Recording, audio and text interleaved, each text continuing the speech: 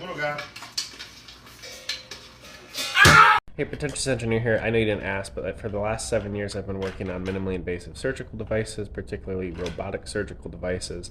And there's one device I worked on where it had a little clamp arm, and we would use it to pinch on tissue, and then you'd be able to cut and seal that tissue using a cool technology called ultrasonic technology.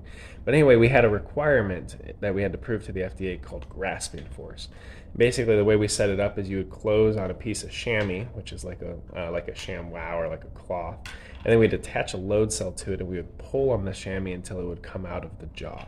It was a really neat requirement, and I actually built an automated test method because we had a robotic tool that was doing this test. So we would I'd tell the robot close the jaw, and then it would start pulling, and then it'd be calculating the load that it took for the chamois to release or slide out. This was driven by the requirement of being able to grab tissue and manipulate it and pull on it and position it without it sliding out of the jaws, but we didn't want to have so much grasping force that it would actually cause harm or trauma to the tissue and mechanically damage it. What's neat though about the video you just saw is you could actually understand what is the grasping force of that crab on that poor individual's fingertip.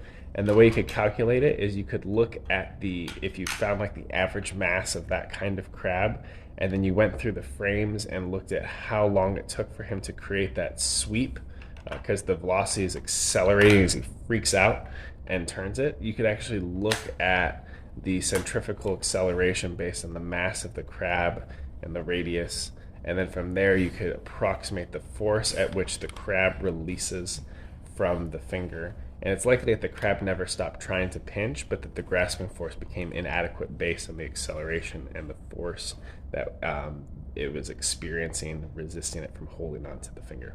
So anyway, you could sip on that. Baby Emiko says hello, and I'll see you around on the internet.